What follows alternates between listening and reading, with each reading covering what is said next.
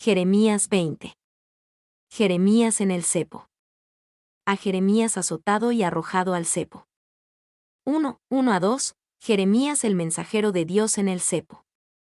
El sacerdote Pasur hijo de Immer, que presidía como príncipe en la casa de Jehová, oyó a Jeremías que profetizaba estas palabras. Y azotó Pasur al profeta Jeremías, y lo puso en el cepo que estaba en la puerta superior de Benjamín, la cual conducía a la casa de Jehová. Pasur hijo de Immer. Este sacerdote principal aparentemente no asistió al dramático sermón de Jeremías sobre la vasija rota en el Valle de Hinnom. Él oyó acerca del mensaje y no lo recibió. Y, que presidía como príncipe, aparentemente era el subordinado inmediato del sumo sacerdote y mantenía el orden en el área del templo. Harrison. 2. Pasur en este capítulo era un nombre bastante común, así que no podemos estar seguros de que el Pasur de este capítulo fuera el padre de Gedalías. Jeremías 38:1. Fain B. 3. Hubo descendientes de un sacerdote Pasur que regresaron del exilio babilónico con el primer regreso bajo el liderazgo de Zorobabel, Esdras 2:38. B. Y azotó Pasur al profeta Jeremías, y lo puso en el cepo. Jeremías fue golpeado y tuvo que soportar una dolorosa deshonra pública. No solo fue considerado un falso profeta, sino seguramente también un traidor que desalentaba a la gente que todavía confiaba en la ayuda de Dios o de Egipto contra Babilonia. Y la expresión, azotó a Jeremías, es técnica, y con toda probabilidad significa que se administró la flagelación oficial de 40 azotes menos 1. Morgan. 2. El cepo, TM Mapeket, de la raíz, distorsionar. Era una forma de andamio en el que los prisioneros eran detenidos en una posición torcida o confinada que producía calambres en los músculos. Harrison. 3. La palabra hebrea se forma a partir del verbo torcer, lo que implica que este marco torcido sujetaba a la víctima en una posición que se volvía cada vez más angustiosa. Kidner. C. La cual conducía a la casa de Jehová. Irónicamente, todo esto se hizo cerca del templo, el centro del poder de Pasur, y un lugar muy público. Y Jeremías fue puesto en el cepo de la puerta superior de Benjamín, la puerta norte del patio superior del templo. Era uno de los lugares más conspicuos de la ciudad. Fain B. 2, 3-6, el mensaje de Jeremías a Pasur después de su liberación. Y el día siguiente Pasur sacó a Jeremías del cepo. Le dijo entonces Jeremías: Jehová no ha llamado tu nombre Pasur, sino Magor Misabib. Porque así ha dicho Jehová: He aquí, haré que seas un terror a ti mismo y a todos los que bien te quieren, y caerán por la espada de sus enemigos, y tus ojos lo verán. Y a todo Judá entregaré en manos del rey de Babilonia, y los llevará cautivos a Babilonia, y los matará a espada. Entregaré asimismo toda la riqueza de esta ciudad, todo su trabajo y todas sus cosas preciosas. Y daré todos los tesoros de los reyes de Judá en manos de sus enemigos, y los saquearán, y los tomarán y los llevarán a Babilonia. Y tú, Pasur, y todos los moradores de tu casa iréis cautivos, entrarás en Babilonia, y allí morirás, y allí serás enterrado tú, y todos los que bien te quieren, a los cuales has profetizado con mentira. Y el día siguiente Pasur sacó a Jeremías del cepo. Pasur, el sacerdote y príncipe, probablemente pensó que se trataba de un acto bondadoso y humanitario. No quería ser demasiado cruel con Jeremías y pensó que probablemente había aprendido la lección.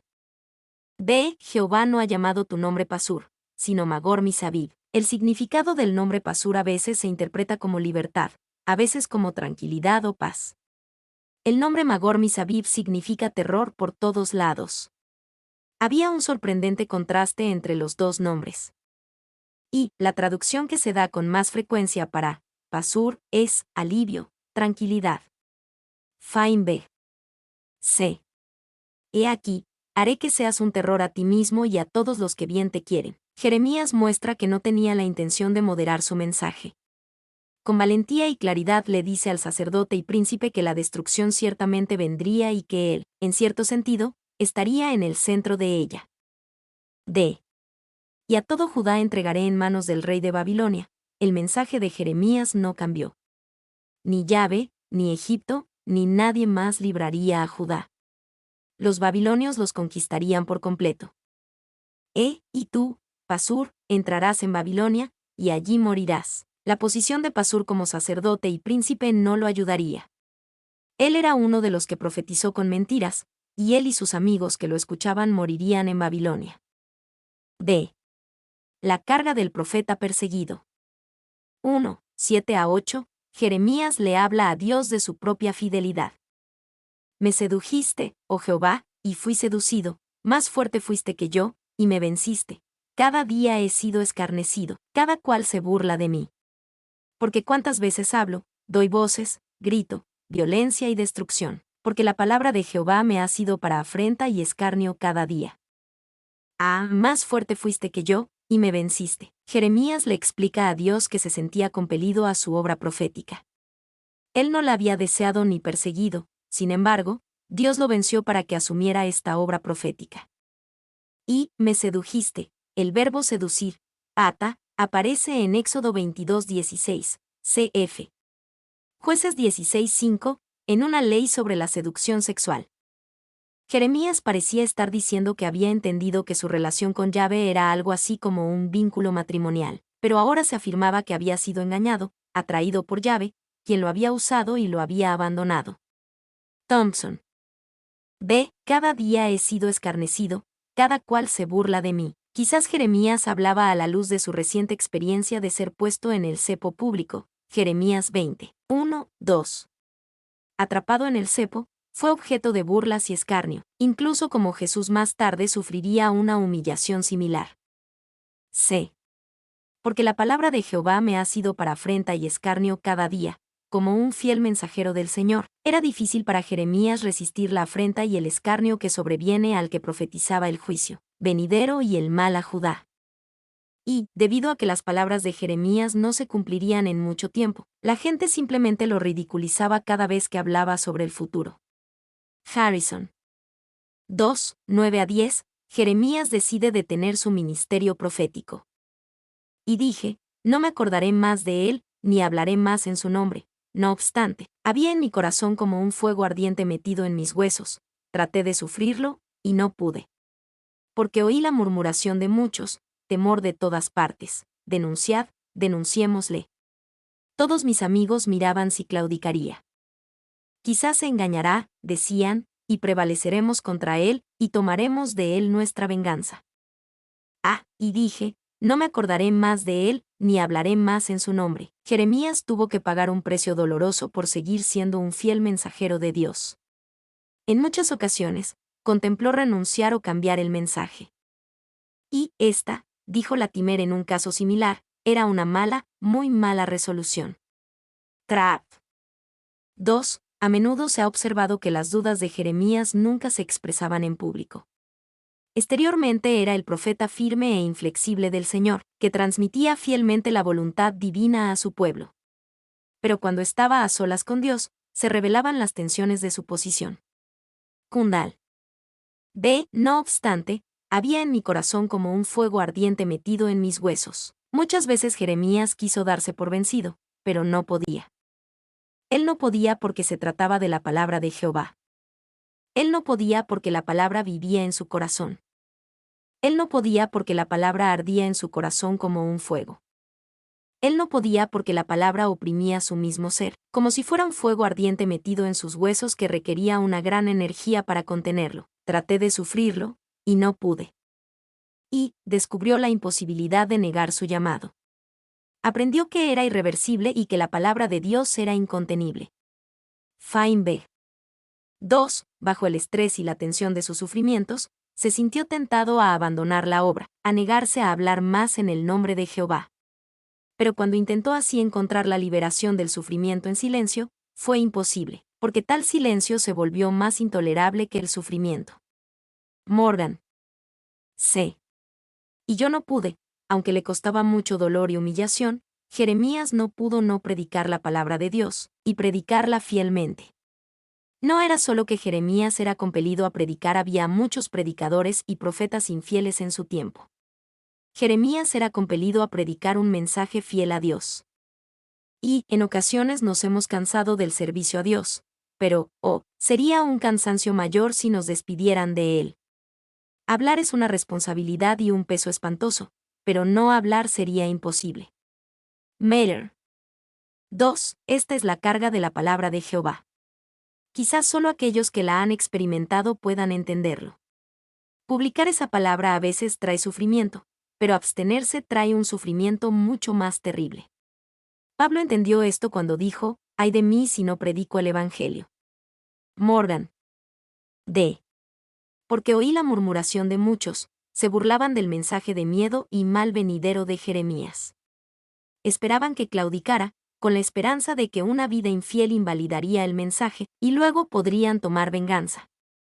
Y temor en todas partes. La murmuración eran conspiraciones contra su vida o el uso sarcástico de Magor Misabib, como apodo para Jeremías. Harrison. 2. Ellos llamaron a Jeremías Magor Misabib, temor en todas partes. En otras palabras, tomaron su reprimenda a Pasur y la usaron en su contra. Writing. 3. 11-12. La confianza de Jeremías en Dios. Mas Jehová está conmigo como poderoso gigante. Por tanto, los que me persiguen tropezarán, y no prevalecerán. Serán avergonzados en gran manera, porque no prosperarán, tendrán perpetua confusión que jamás será olvidada. Oh Jehová de los ejércitos, que pruebas a los justos, que ves los pensamientos y el corazón, vea yo tu venganza de ellos, porque a ti he encomendado mi causa.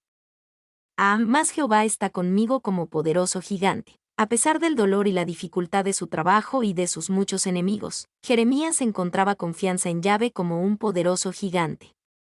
El poder y el asombro de Dios era un hecho mayor que su dolor, humillación, rechazo y golpizas. Dios se hacía más grande y su miseria se hacía más pequeña. B. Los que me persiguen tropezarán, y no prevalecerán. El Dios poderoso obraría a favor de su fiel mensajero y lo protegería. Jeremías se daría cuenta de que Dios era su escudo y su gran recompensa. Génesis 15:1. C. Oh Jehová de los ejércitos, que pruebas a los justos, que ves los pensamientos y el corazón. Jeremías se contentó con dejar el asunto a Dios, su sabiduría y su fuerza. El juez de toda la tierra haría lo correcto. 4:13. Alabanza al poder de Dios. Cantad a Jehová, load a Jehová, porque ha librado el alma del pobre de mano de los malignos. Cantad a Jehová, load a Jehová, el corazón del profeta rebosaba de alabanza. Recibió la dulce fuerza que se encuentra en la verdadera comunión con Dios. B. Porque ha librado el alma del pobre de mano de los malignos. No era como si el dolor o los problemas de Jeremías hubieran terminado. Aún quedaba mucho por venir. Aún así, confiaba en la victoria y liberación del Señor. 5:14-18. Dolor y depresión de nuevo. Maldito el día en que nací, el día en que mi madre me dio a luz no sea bendito. Maldito el hombre que dio nuevas a mi padre, diciendo, hijo varón te ha nacido, haciéndole alegrarse así mucho. Y sea el tal hombre como las ciudades que asoló Jehová, y no se arrepintió, oiga gritos de mañana, y voces a mediodía, porque no me mató en el vientre, y mi madre me hubiera sido mi sepulcro, y su vientre embarazado para siempre. ¿Para qué salí del vientre? ¿Para ver trabajo y dolor, y que mis días se gastasen en afrenta? Maldito el día en que nací, con asombrosa rapidez, Jeremías vuelve a caer en el dolor y la depresión, deseando no haber nacido nunca. Y todo el poema en su configuración final proviene extrañamente de los labios de alguien que se había tomado tan en serio su llamado divino. Rara vez se ha formulado la pregunta, ¿por qué nací?, de manera tan reveladora. A su grito de angustia y a su conmovedora pregunta, Yahvé no respondió. Pero, ¿qué respuesta podía dar? Thompson. 2. Estos versículos van juntos. Puede que no se correspondan por lógica, pero ¿quién dice que la vida del alma es siempre lógica? Las maldiciones de Jeremías siguen a sus alabanzas porque así era durante la noche oscura del alma. Writing. 3. Y sea el tal hombre como las ciudades que asoló Jehová. Las ciudades son Sodoma, Gomorra y las demás ciudades de la llanura. Cf. Génesis 19, 24-28. Harrison. B. ¿Para qué salí del vientre? Para ver trabajo y dolor. Había un propósito de Dios al establecer esta sección de dolor inmediatamente después de la sección de fe y triunfo, mostrar que confiar en Dios no hacía que todo fuera fácil ni triunfante para Jeremías. La batalla permanecía y la confianza en Dios tenía que ser constante. Y Jeremías pensaba que sus problemas terminarían si nunca nacía. El problema era que Dios lo llamó antes de que naciera o incluso de que fuera concebido. Antes que te formase en el vientre te conocí, y antes que nacieses te santifiqué, te di por profeta a las naciones. Jeremías 1:5. Jeremías rastreó sus problemas hasta el útero. Pero no retrocedió lo suficiente. Dios podía rastrear sus promesas antes del útero. Writing. 2. Que mis días se gastasen en afrenta. La vergüenza a la que se refiere es la de su incapacidad para evitar la catástrofe que amenaza a su pueblo. Fine B. 3. Esta sección muestra a un hombre que se queja en voz alta de su suerte en la vida, pero muestra que todavía es sometido, leal y obediente a la voluntad de Dios. Harrison. 4. Si alguna vez la moral de uno como siervo de Dios toca fondo, podemos pensar que Jeremías ha estado allí antes y ha sobrevivido. Kittner. Mi nombre es Demim. Soy tu asistente personal. Mi sitio en internet es demim.es.tl.